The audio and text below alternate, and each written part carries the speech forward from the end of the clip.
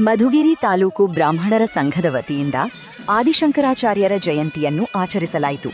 ಶಂಕರಾಚಾರ್ಯರ ಉತ್ಸವ ಮೂರ್ತಿಯನ್ನು ಪಟ್ಟಣದ ಪ್ರಮುಖ ಬೀದಿಗಳಲ್ಲಿ ಮೆರವಣಿಗೆ ನಡೆಸಲಾಯಿತು. ಶಂಕರ ಸೇವಾ ಸಮಿತಿ ಅಧ್ಯಕ್ಷ ಸತ್ಯನಾರಾಯಣ, ಬ್ರಾಹ್ಮಣ ಸಭಾ ಅಧ್ಯಕ್ಷ ದತ್ತಾತ್ರೇಯ, ಪುರಸಭೆ ಮಾಜಿ ಸದಸ್ಯ ಕೆ. ನಾರಾಯಣ್, ಬಡಕನಹಳ್ಳಿ ರಾಘವೇಂದ್ರ, ಜೋಡಿದಾರ್ ಮುರಳೀಧರ್, ಆಡಿಟ್ ಲಕ್ಷ್ಮೀಪ್ರಸಾದ್, ಕಿಶೋರ್, ವಕೀಲರಾದ ಮಂಜುನಾಥ್, ರಂಗನಾಥ್, ಶ್ರೀನಿವಾಸ್, ಗುರು, ರಮ್ಯಾ, ಶಾರದಾ, ವೀಣಾ, ಸರಸ್ವತಿ, ನಿರ್ಮಲಾ ಇದ್ದರು.